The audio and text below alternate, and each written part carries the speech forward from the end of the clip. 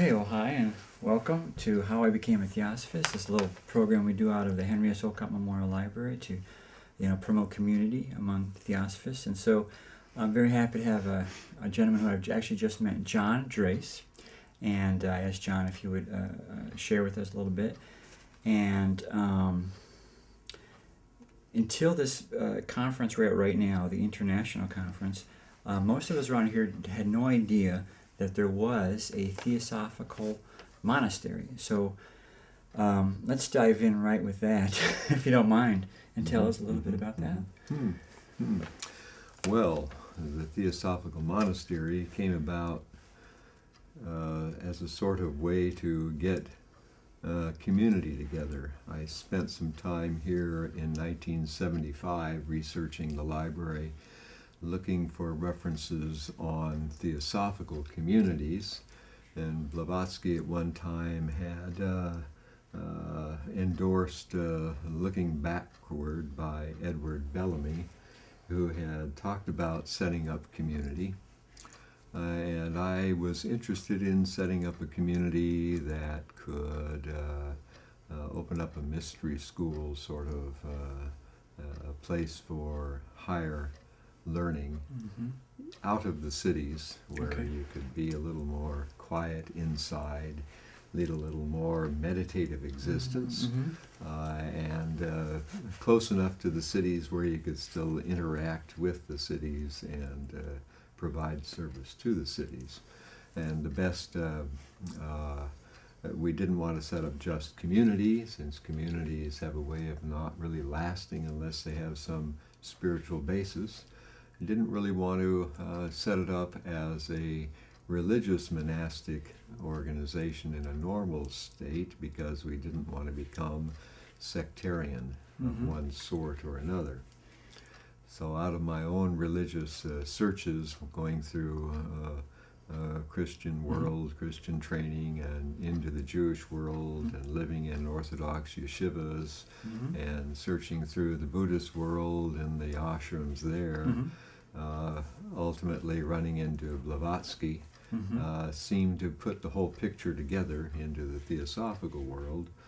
So at that point, way back in 73, 74, we set up a Quest bookshop with the help of Wheaton, and operated that bookshop for a while until we gathered sufficient people together to buy a piece of property in the hills outside San Diego and establish a monastery. One of the members of the Theosophical Society in San Diego that we had set up at the bookshop had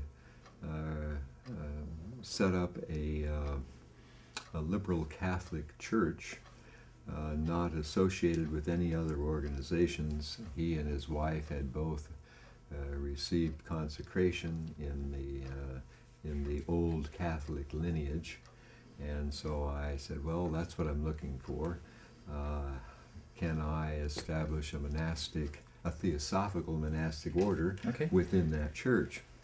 So ultimately, I became a bishop in that church and made the church eclectic, got rid of any necessity to any particular beliefs. So it didn't matter what you believed to be a member of that church. You didn't have to profess any statements of faith, any dogmatic beliefs in the church. And we set up the monastic order in the church as a subsidiary, ultimately incorporated it, named it after Paracelsus, which was very eclectic. And of course, Blavatsky had spoken about Paracelsus being the first Western adept, and that seemed appropriate to us, since he would treat women and men, treat Lutherans and Catholics, and took information from everywhere he went, among the miners throughout the East, and through all the Latin teachings. He taught everything in German rather than Latin, and seemed to be a rather spectacular healer. And what we wanted to do was set up a healing and teaching order. So we did that, and as I say, we ultimately incorporated it as the Paracelsian order. found a piece of property outside in rural San Diego. I searched all over the state of California looking for an appropriate piece with the proper feng shui, and ultimately found one. A mention of the format we were looking for in the Tibetan Book of the Dead. One of them in the introduction was talking about the Ratnasambhava of the Buddhists that had the springs coming out of the mountains on a south-facing slope surrounded by mountains protecting the valley. And we found such a thing, or rather we were told where to look for such a thing. We had gathered people together for a long time trying to stir up interest in it and looking at properties and not finding anything until the group was about ready to just give up.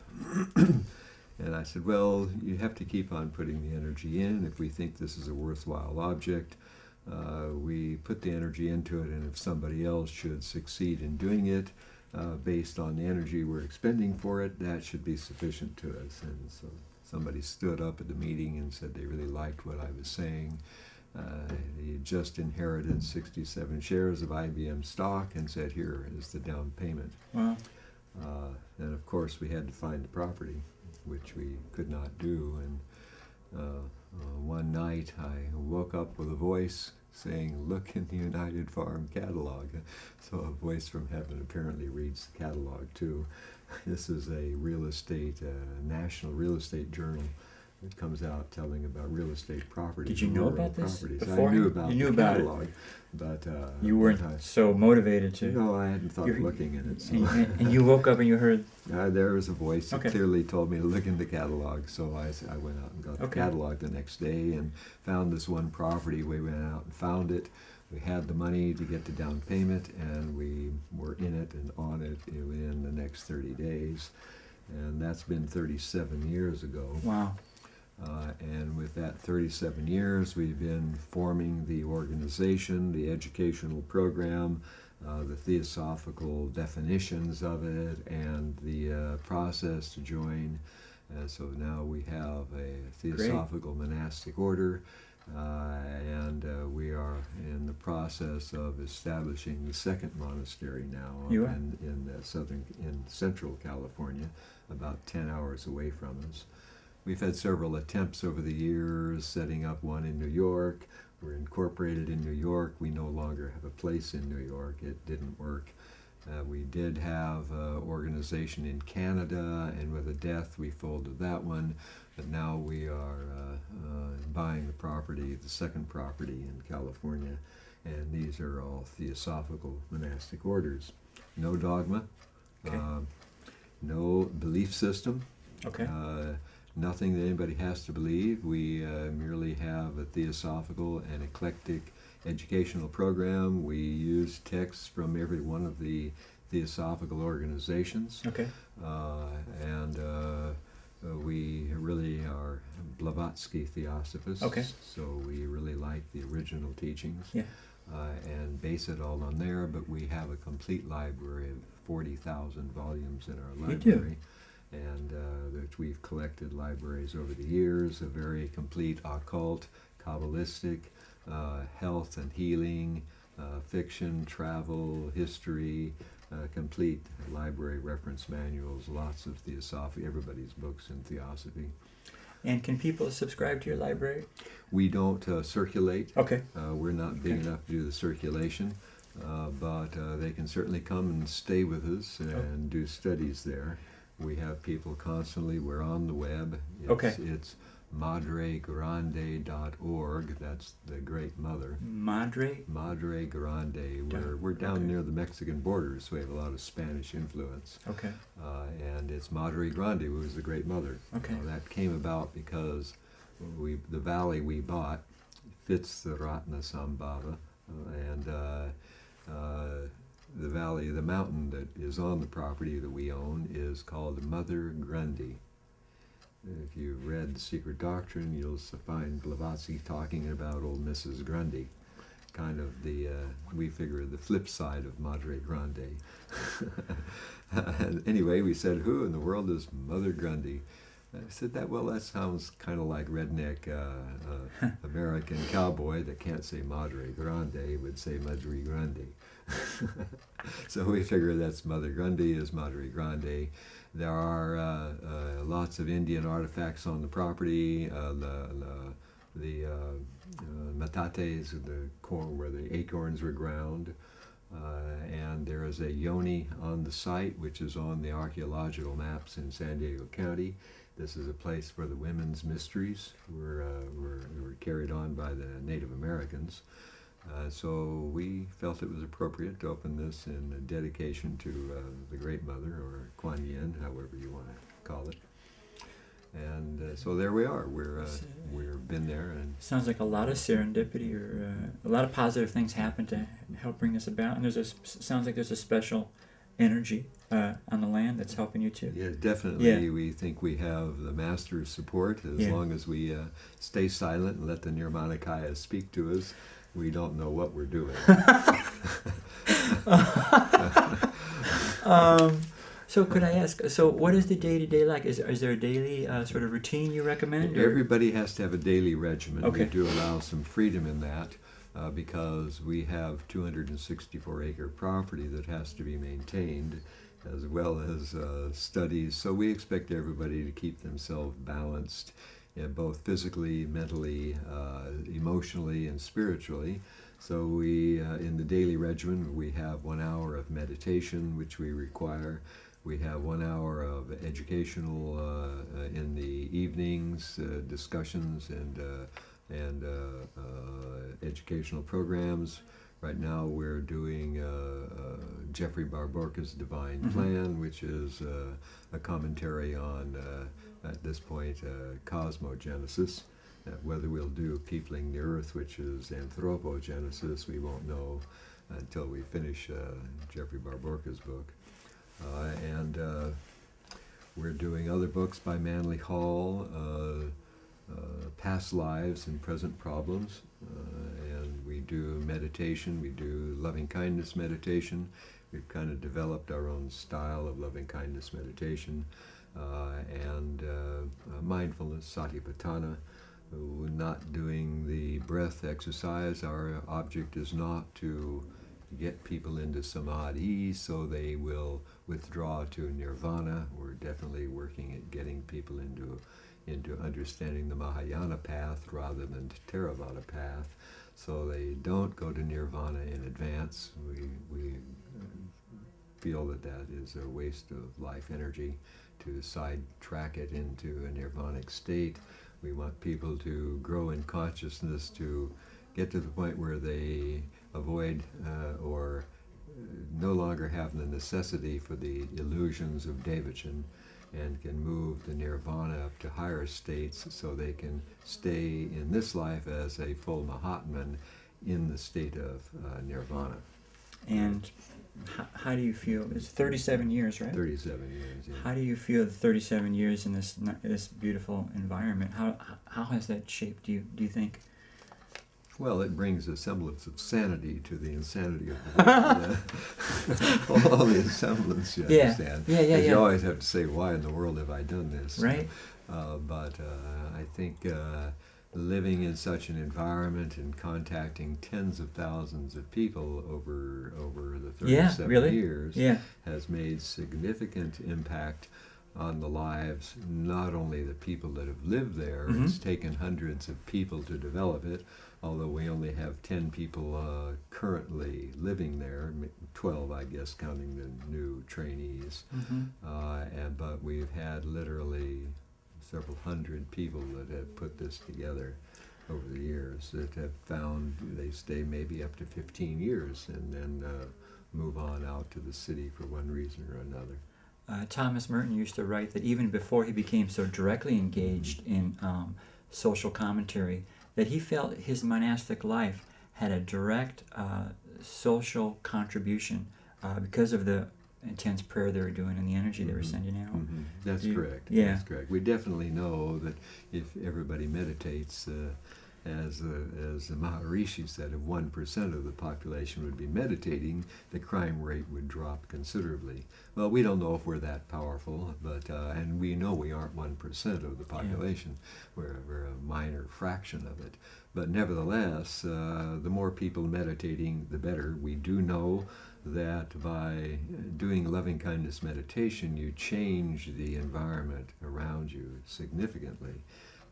I have had hundreds of students that I've taught that loving kindness meditation when they go out in the world, and we don't teach it as a meditation where you just do it 15, 20 minutes a day. In our practice, meditation is a 24-hour-a-day practice. No matter what you're doing, you should be in a state of loving kindness. No matter what you're doing, you should be in a state of mindful awareness of not only your mind, but your emotions, your body, your sensations, mind content. And otherwise, if you spend 20 minutes a day or half an hour a day, you're spending 1/48th of your day meditating and 47/48ths not meditating. And it's rather obvious where the greatest effect would be. So, yeah, right. We see it every day, don't we? Well, we do. So there's a lot of to do this loving kindness as a 24/7 practice. There's a lot of conditioning that has to be undone, I think. How do you help new people, get better at that? Constant training. Yeah. We have 4 weekends that we teach a loving kindness meditation course over the course of 1 year. That if somebody takes the full course, they spend 1 weekend on loving themselves, loving yourself, another on loving another, and the other one on loving everyone. 3 weekends, 4 weeks apart on that one. We have 4 weekends for mindfulness meditation. We require people to do the loving kindness meditation before we'll teach them the mindfulness, because we want compassion, loving kindness, and sympathetic joy as the basis for the whole practice. We don't want to teach mere efficiency of mindfulness training. I see. Right? Yeah. So let's go back to, I know it's not about the personality, but people are interested, back to your own spiritual journey and how you first came to Theosophy. You mentioned Blavatsky. Okay. Well, I have degrees in chemistry, and I was the little kid on the block with all the chemistry sets, and was more interested in alchemy than chemistry. And went to college, graduated cum laude with honors in chemistry, went on into UCLA graduate school in chemistry, went out, worked in industry and research in chemistry.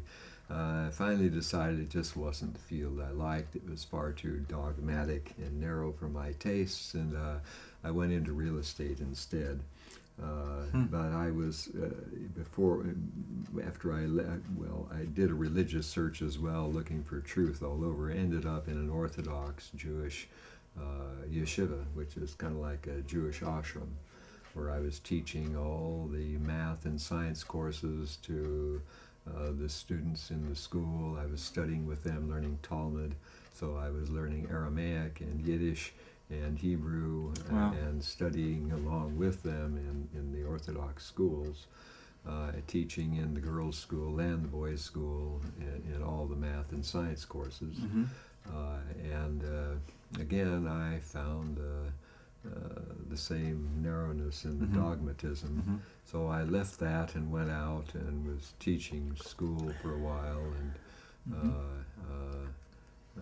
decided there had to be something else. So I was really more interested in Einstein and the mental sciences, figuring there must be the key to alchemy really had to be in mind over matter and transforming lead. So I started studying these rather well, and I ran into a book, I think it was called the Primer of Occultism. Maybe it was a primer of black magic, I'm not sure. And it mentioned Blavatsky as the priestess of the occult. Well, I said, okay, this I've got to check out. So I did. I went to the library, looked up Blavatsky. I found Isis Unveiled, and read it, and said, wow, this is exactly what I was looking for, some sort of synthesis of all the religious systems, since I'd been through so many and trained in so many. and found them all similar, Yeah. where each one had a piece of the story. So the Native American traditions that I had been through talked about mending the golden hoop and putting all the pieces back together, because all the nations have a little bit of it. And if you don't get the whole picture by putting them all together, you really aren't complete. Mm-hmm. So basically it's an integral approach, and that's what I was interested in. So I no longer needed to write such a book, since Blavatsky already had. So I then went off and tried to read Secret Doctrine, and found I couldn't comprehend what she was talking about in Secret Doctrine, which is the first book I ever found that I couldn't follow. That's an interesting compliment. Right, until I ran into Jeffrey Barborka's book, Divine Plan, Okay. which thoroughly trains you in all the vocabulary. Now I already had the Hebrew vocabulary and the scientific vocabulary and the religious vocabulary to read Secret Doctrine, but it was more abstract than anything I'd come into at this point. When you read Anthropogenesis, it starts off in a nothingness, which is not even a material nothing. It's an immaterial nothing.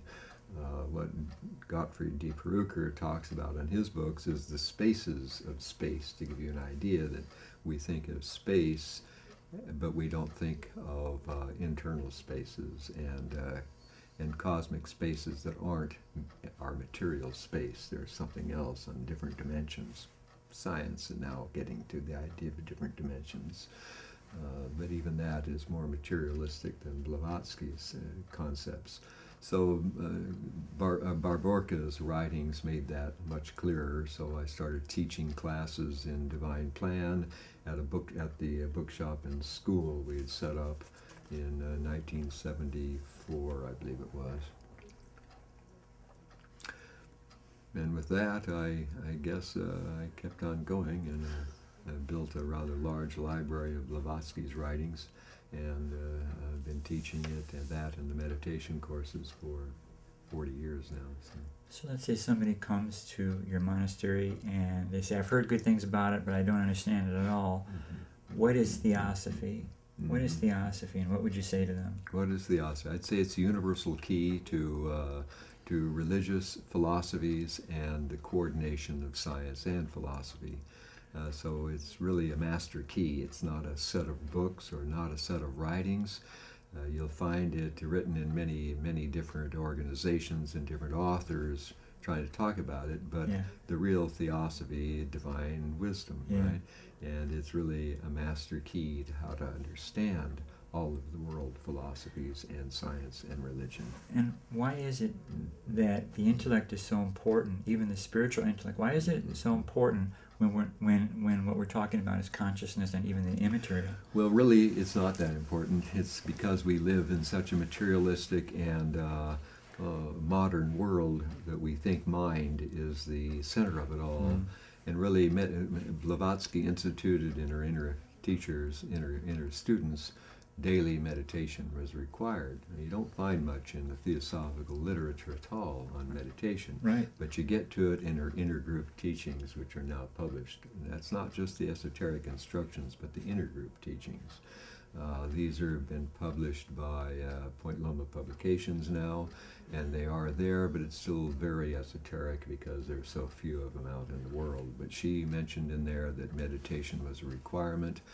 You could not enter anything into occultism until you had a very well-developed state of dharana, which she mentions in Voice of the Silence as being a one-pointed concentration. And she said it had to be well-developed before do anything else in occultism. It was impossible.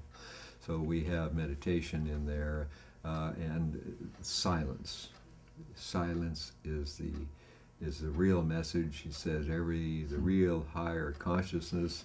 Our heart is an image of, she said, the angelic heart of the Dhyani Johannine kingdom.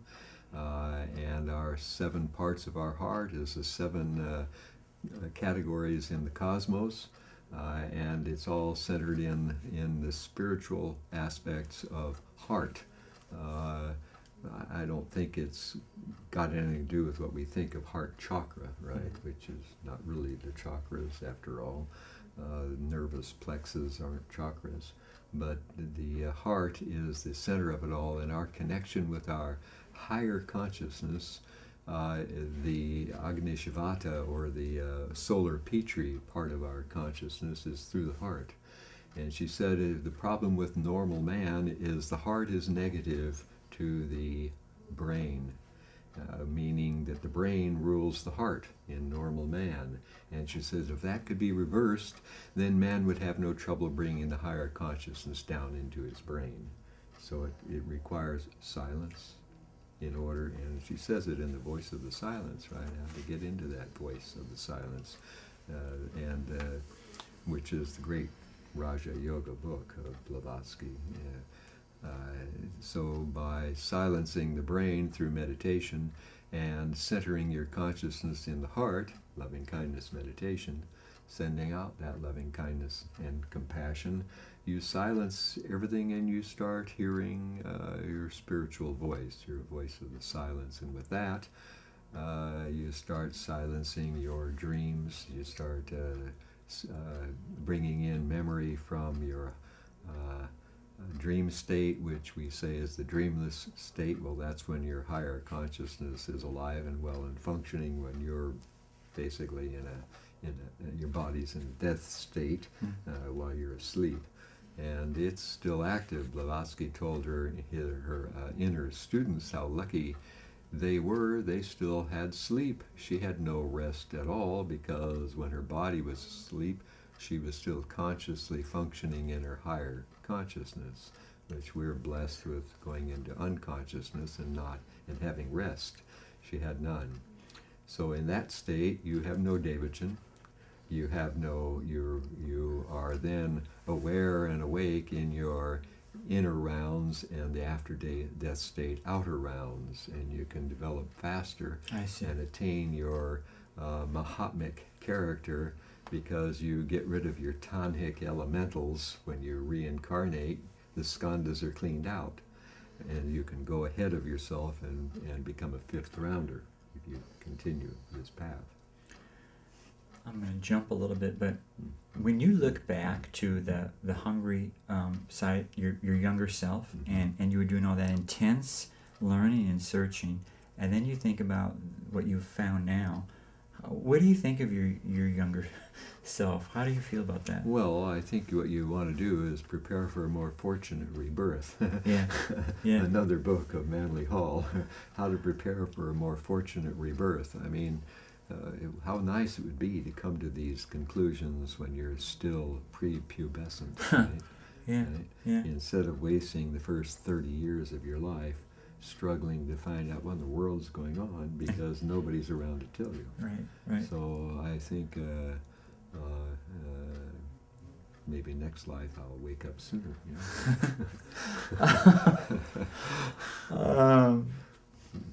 You've kind of already done it, but do you have any other advice you would give to a new person, new to the spiritual path, new to Theosophy? Sure. Stay eclectic. Beware of all the various organizations, and don't think that anyone has the answer, and read from them all, search them out, learn from them all, and make friends with them all, join them all. And meditate, and find a good meditation process. I use Theravada meditation techniques. Go to Zen, the Mahayana technique, whatever you find that'll help you quiet your mind, and go out and do good work. And final question, what do you hope for the future of your monastic order? I think just... Well, one of the objects of in the Mahachohan's letter, in the Mahatma letters, it's not published, but it's published in Jinnaraja Das's books of the letters of the masters, where he writes the letter from the Mahachohan, and he says one of the purposes of setting up the Theosophical Society was to make be a seed for future religions. That is, not to make Theosophy into a religion, but to make religions more theosophical. So our object is to be a seed to make future religions theosophical. That sounds great. So we've set up a religious theosophical order in spite of all the theosophical societies declaring they are not a religion. I nevertheless see them as very religious in their own little path, and I think. And when you use that word in this context, what do you mean? Sort of there's some attachments, or? Well, they're very attached. But all That's the okay. organizations are very attached to their particular brand of theosophy, and that tends toward dogmatism, and that's the great warning that we have to avoid. So I'm not a member of any of the other societies. However, I'm friends with everybody, and many of the societies. I go to all the societies' meetings. I've been in all the societies' secret book rooms, and I've known them for 40 years now, all of them. So I honor all of the work they do. And Judge said it best, I think. He says, don't ever complain about anybody else's theosophical work. If you think it should be done another way, do it the other way, and let everybody's karma be their own, and everybody should go out and work how they see best. That should be a to plaque. help the theosophical world. So that's what we support, and I make sure I always reference all the societies and everything we write and everything we do, and we support all the good work in the world, whether it's theosophical or not. Right. Well, thank you very much for what you've done, and hopefully I'm going to make it out there. I hope I can. It just sounds like I would just love to go there. And thank you for doing this. This is one of the interviews I think I'll watch over and over to make notes on. So I really appreciate it. Well, thank you very much for the opportunity. Thanks.